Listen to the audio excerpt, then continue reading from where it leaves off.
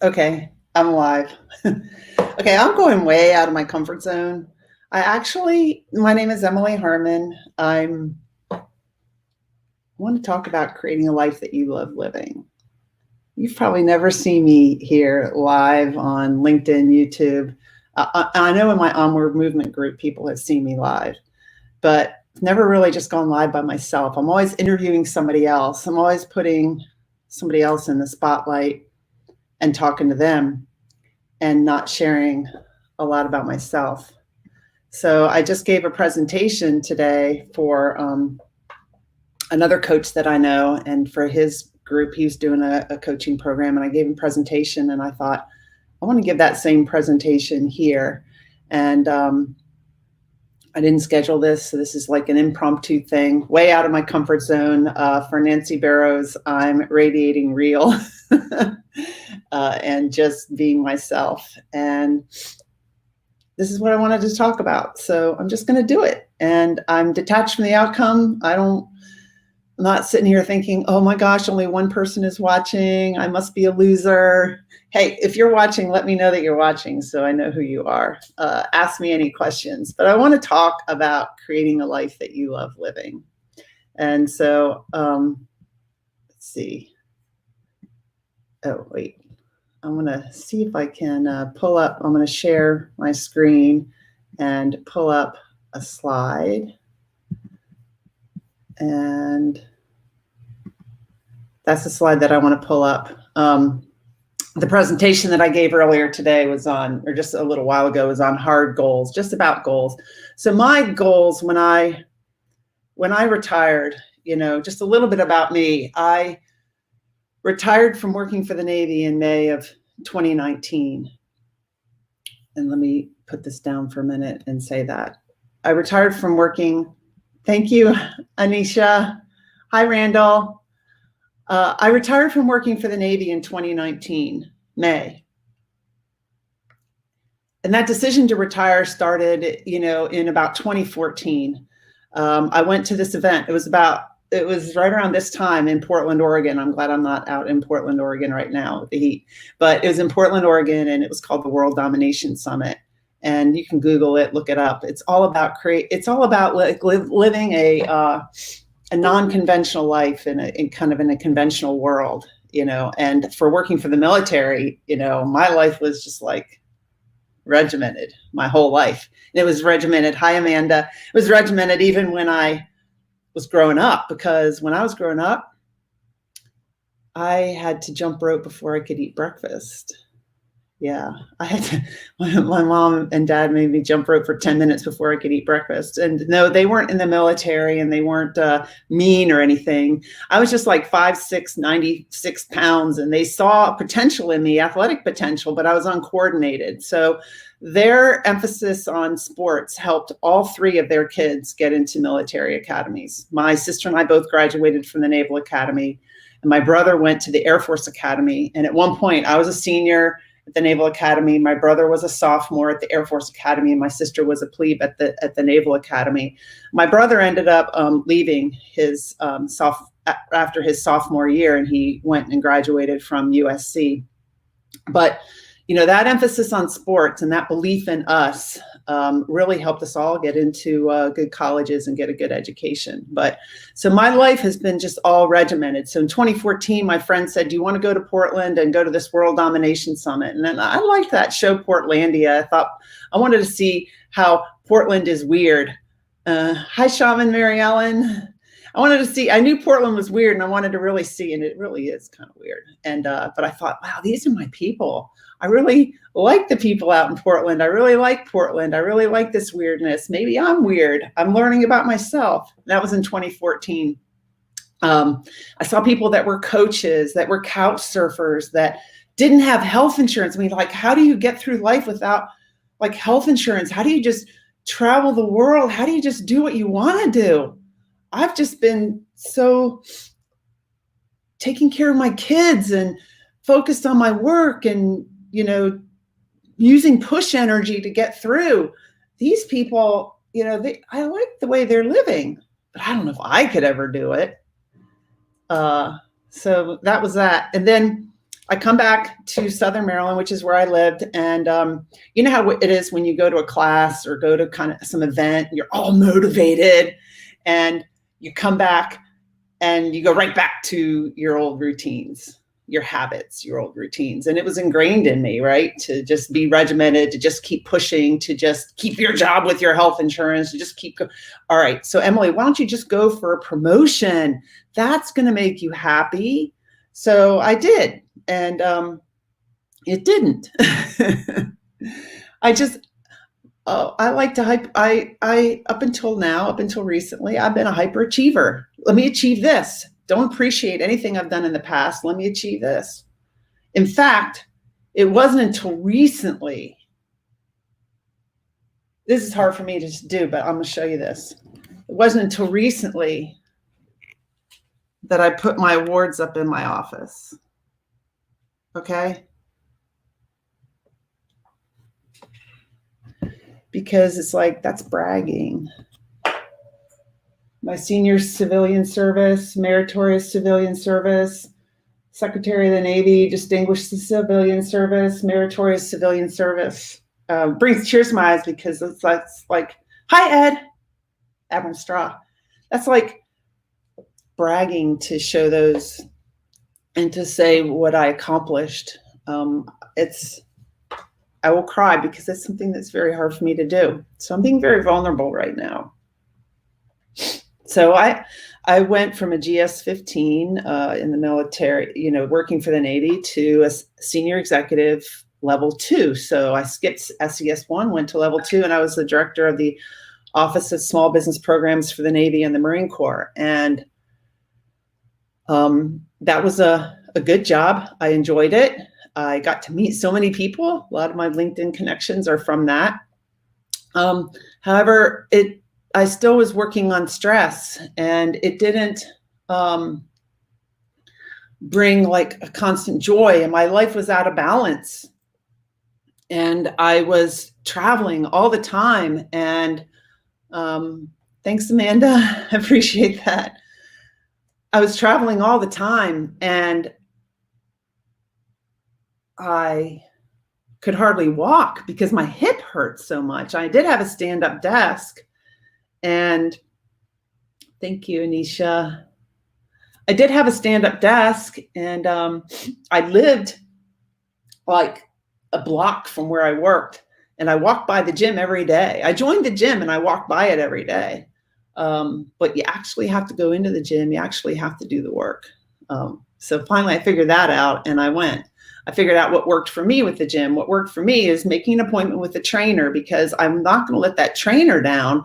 I'm going to be there for that appointment, right? So that worked. But one day, I think it was around 2018, I was, my job had moved from the Navy Yard to the Pentagon, and I was in the metro going to be going to the Pentagon. And you know how it is in DC and the metro, everyone's got their headphones in and they look like this. And I thought, wow, these people are miserable. And then I saw my reflection in the subway train, and I'm like, I look like them too. I want to live my life differently. My kids are out of the house. I want to put myself first. So I retired when I turned 56, the same month that was my minimum retirement age. I decided to retire, and people are like, well, Emily, why are you retiring? You're so young. Well, retirement doesn't necessarily mean you're going to sit on the couch and flip the TV channels. I don't even watch TV hardly at all. So I didn't call my retirement a retirement. I called it a graduation. It was a graduation ceremony. And I told my mom, I'm finally graduating, because when you're in the military and working for the military, you get a lot of training. So I was always going to training. My mom's like, when are you ever going to be trained for this job? So I told her at the ceremony, I finally graduated. I did a podcast episode on that day, because that day was a really tough day for me, because on the way there, my dad passed out in the taxi cab, and he missed my graduation, and he's okay. But I won't go into that now, but that was all. How do you see your dad passed out in the Pentagon parking lot and then go in and graduate. But I knew he was going to be okay. So I talk about that in that episode. That was a good day, but a tough day. My dad's okay. So I retired, and I'm like, yes, I can put myself first. I can create a life I love living. My daughter was in a good place, and my son was in recovery from alcoholism. He was like 3.5 years sober, I think, at the time. He was in a good place. Everyone's good. I can put myself first. And then it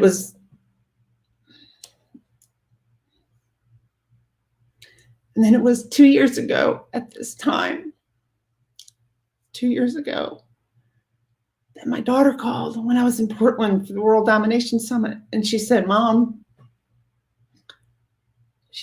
Dad has cancer.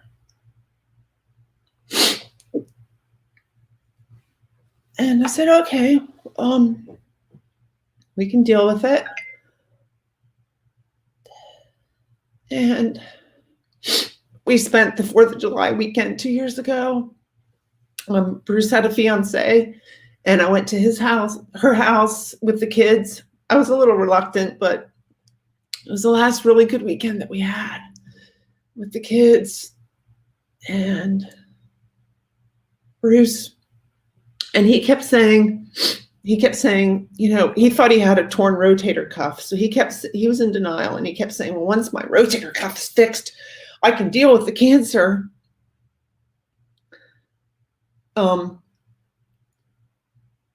weeks later, he was paralyzed in his right arm from the cancer. He had surgery on July 9th. He went into work. He was in such denial, and they had to call him from Georgetown and say, you need to come into the hospital now and have surgery, because he had kidney cancer. But when they were looking at his rotator cuff, which is not what it was, they saw 2 tumors in his lungs, and one in each lung the size of tennis balls. And then they saw a tumor in his kidney, which is where it had originated, the size of a baseball. And then his C5 vertebrae was a tumor. And that was what was causing the pain in his arm. And so he had the tumor operated on, but they had to take out his whole C5 vertebrae was a tumor. So they had to take it out, and they couldn't get to it all. And so they had to go back in on the 16th of July and do another surgery. And after that surgery, he was paralyzed in both arms, which is like happens to 5% of the patients, and we didn't expect it. And I have a picture of him with his kids on the 17th of July, which is his birthday, when he turned 64. And, he couldn't move either of his arms. So then he was in and out of the hospital, septic, kind of delusional over some memories that he was having, and not making sense. And it was just a really hard time. So my daughter took care of him a lot. My son was in college and couldn't. My daughter took care of him a lot. His fiance took care of him. And then I would go up from time to time, because like his fiance had a granddaughter. And so when she went to visit, I would take care of Bruce. And he had been verbally abusive to me. That's why I left the relationship, and to the kids. But I had no idea I was going to be talking about this. But during the time he was sick, he was nice. And once he snapped at me and his fiance, and he goes, I'm sorry. I said, Bruce, it's okay. This is like a couple days before he died. He goes, it's not right. It's not right. It's not right. So I saw him die on December 11th with my kids there. We had divorced in 2002, I think. But I saw him die with regrets. And we had closure. He didn't talk a lot. He was in denial about his cancer the whole time. But we had closure. And as he was dying, I told him that I was going to take his motorcycle and drive it cross country. This is a couple hours before he died. And he couldn't talk, but his eyes went. So I know I pissed him off. Thanks, Mary Ellen. Yeah, I told him I was going to drive his motorcycle cross country. So anyway, I was the executor of the estate, and my whole first year of retirement was not really retirement. It was dealing with all that. I'm still dealing with a lot of it. But the gift, in one of the coaching programs I'm in, we talk about finding a gift and opportunity in everything. And the gift that Bruce left us was the gift of really appreciating life and creating a life that you love living. And my children appreciate that. And they miss their dad. The other thing that I had to do was learn how to, I avoid my feelings. So my son was avoiding his feelings by drinking alcohol, right? And I could point a finger at him and, say he's an alcoholic, poor Will. He avoids his feelings by drinking. But when you point a finger at somebody and try to help them, you have 3 fingers pointing back at you.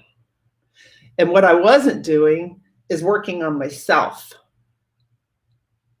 I was staying busy. I wasn't feeling my feelings. So when I divorced from Bruce, I had a busy job. I had to work. I had to get stuff done. I had to accomplish. I had to keep moving forward. I had to get my kids counseling. I had to put my kids first. So when he died, luckily we had some reconciliation, because I said to him, like right before he died, I said, a couple days ago would have been our 28th year anniversary. And this was our closure. I'm sharing it. He looked at me and then he looked away and he said, I'm sorry. So that was the closure I got. I know he was sorry. And I just did an interview posted an interview this week with Captain Todd Kruder and his wife Sharon about Todd's depression. And I know Bruce was depressed and I know he had anxiety. He wouldn't go get help for it. And I admire Sharon for sticking with Todd, because I didn't stick with Bruce. But I didn't know what I didn't know. I still don't know if I would have stuck with him, because he didn't want to get help.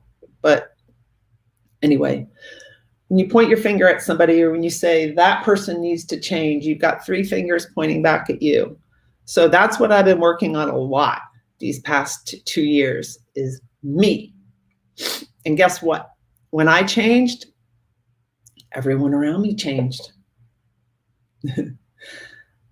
Because they react to me and they do their changes. Your life is a reflection of you, and you're creating your life right now. And if it's not a life you love, you can do something about it. It's not the circumstances. It's not, well, I know for some people it is COVID. So I don't want to minimize that. And I don't want to say that it's hard, that it's easy to do. But I think I know our minds limit us. We say, well, I would love that, but I can't, because really analyze what I can't, because if you can think of something that you would love, you can make it happen. That's what I've learned. So just a couple slides, I'll go through them real quick, which I think I'm sharing.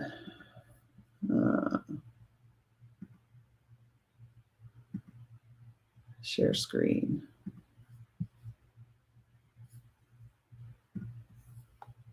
I don't know if I'm sharing or not. I'm gonna go on LinkedIn and see. I wanted to create a life that I loved living.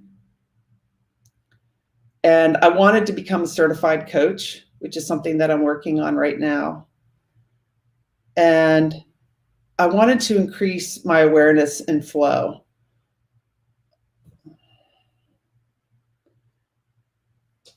No, I don't see my screen. So I'll just talk about it. I don't see my screen. I wanted to increase my awareness and flow. And those are things that I have done with the help of a coach. I could not have done it with a coach. But just an example of things that I've been able to do. I've been able to do Tai Chi classes. Tai Chi is like moving energy, and it's moving really slowly. It's a form of kind of meditating. 2 years ago, I would have told you, that's crazy. I can't move that slow. I can't, I've got a list of things to do. I've got to do. Well, what one of my guests, Udo, told me is when you do, you turn into do. And I did. So I've really learned to slow down and to meditate and to do less and to be more. I didn't know how to do it, but that's something that I've done. So I had no idea what this would turn out to be. I was going to play the guitar for you guys. Bruce played the guitar, and he didn't play it that much, but he had like 60 guitars. So my kids gave me one, and I saw that it was made in China, and they lent my dad one. It was a Martin, which I got actually, because my dad had it, and the kids are like, well, we want it back. But they didn't want mine that was made in China back. So I figured it out. The Martin is much better. This is a nice guitar. And I won't play for you now because I just started taking lessons 2 weeks ago. 2 weeks ago, I think, a week and a half ago. But I'm getting there. So one day I'll serenade you guys. But anyway, I just wanted to share that you can create a life that you love. And if you don't think you can, I'm here to say that you can. And I encourage everybody to do it. And I also encourage everybody to get a coach. My first exposure to a coach, well, I had sports coaches, right? I played basketball, played soccer. I had plenty of sports coaches, but I didn't really have life coaches. And I got my first coach when I became a senior executive in the military. And that was life-changing. She helped me so much in that first year. Her name is Marcia Richard. And she helped me so much in the first year of that job, which was a very tough job. And I appreciate her so much. And I thought, I would really like to be a coach. And so that's what I'm doing now. And I encourage other people to find a coach. It doesn't have to be me. Find, one that you really resonate with. And one question that when you're looking for a coach, you're interviewing them just like they're interviewing you to see if you're a good fit. But I would highly recommend investing in a coach that's investing in themselves, somebody that's always learning. And that's all. Thanks for listening. I'll put a banner up here of my website if you want to know a little bit more about me. This is the Onward Movement Facebook group. There's about 1,400 people in the Onward Movement, and we talk a lot. We share a lot about creating a life that you love living. And the question that you should ask yourself is, what would you love? And when you say, but I can't because, don't put that on the list. Just what would you love? And you can do it. You're creating your life now. Let's create a life that you love living. Next week on 7 July, I'm going live with my podcast at 7:30 at night with Rob Barnett. And we're going to talk about how to create a living with doing what you love to do.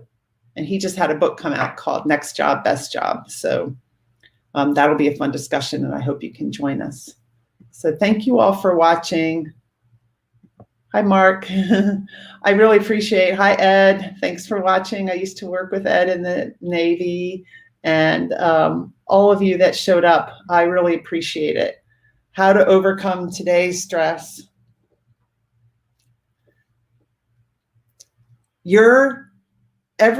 Okay, Mark, you asked me that question. How do you overcome today's stress? All of our stressors. I've learned this because, let me just grab this. Highly recommend this book, although reading a book isn't going to do it for you. Hi, Mark.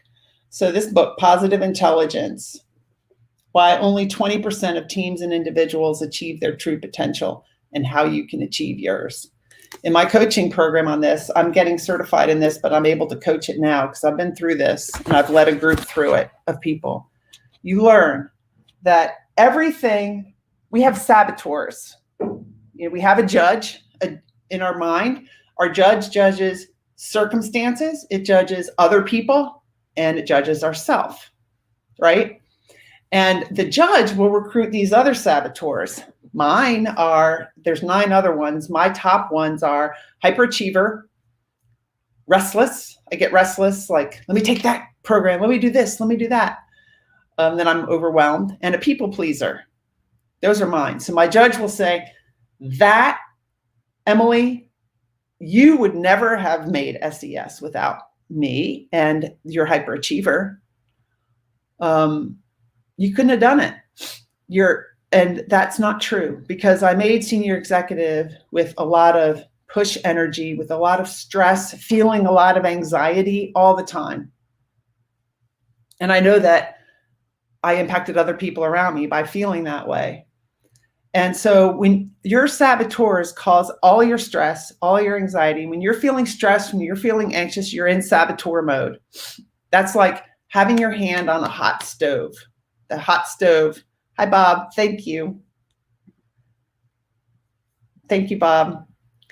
It's like having your hand on a hot stove. So do you want to leave your hand on that hot stove and feel stress? Or do you want to take it off?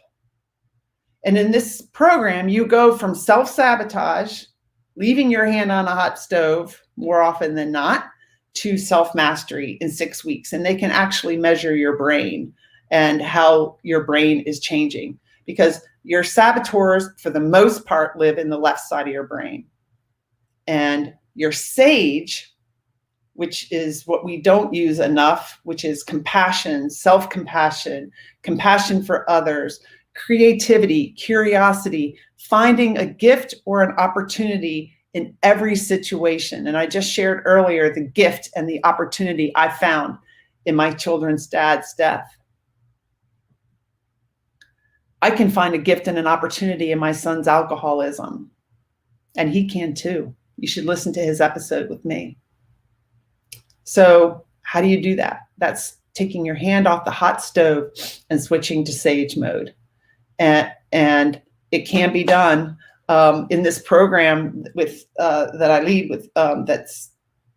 You get an app on your phone, and in the app you can measure the fitness of your mental muscles. You can go to a gym and there's exercises in the gym. So it's short little exercises, and here's one. You're stressed out, right? Take a deep breath and rub 2 fingers together. Close your eyes and rub 2 fingers together with such attention that you can just feel the ridges on your fingertips. And when your mind starts to wander to your stress, pull it back. Just focus on your fingertips. And do that for 2 minutes and see how you feel. Or set your alarm on your phone for a break for like a minute and just practice breathing. John McCaskill, a Navy SEAL, just posted a video the other day of himself practicing box breathing. You breathe in deeply, breathe in for 4, a count of 4, hold for a count of 4, breathe out for a count of 4, hold for a count of 4. Do that 3 times in a row. See if you don't feel better. See if your hand doesn't come off that hot stove. See if you're able to approach life from more of a sage perspective. So, hi, Amanda. Thanks for watching. And oh, good, Amanda. I'm glad I helped you. I just want to help people. And life can be hard, but can also be awesome. So, like I said earlier, I used to go around, maybe I didn't say that in this show. I used to, gratitude is one of the things that we've got to practice. And I used to be like, yeah, I'm grateful. Grateful I have a phone. I'm grateful for my dog. I'm grateful for the nice day. That's saying you're grateful. Practicing gratitude is like really feeling it. Like Today I went for a walk with my dog in the morning. I'm like, oh my gosh, what a beautiful day. And it used to be that I would walk with my phone. I'd be checking my LinkedIn and I'd be checking my email, and I'd have a lot of things to do when I go for a walk. I leave my phone behind and I notice, look at that tree and the yellow flowers on the blooms. I wouldn't have noticed it if I hadn't looked up, because the yellow flowers coming from that tree are above my head. Be in the moment. That will help with your stress. I hope that helped, Mark. You're welcome. Glad I could share. And thanks, Bob. I appreciate the big old hug. All right. Thank you for watching. Have a great 4th of July, everybody. Practice gratitude. Even if you just start out with saying, I'm thankful for that, I'm thankful for that, I'm grateful for that, you're not quite feeling it, work on feeling it. It'll change your life.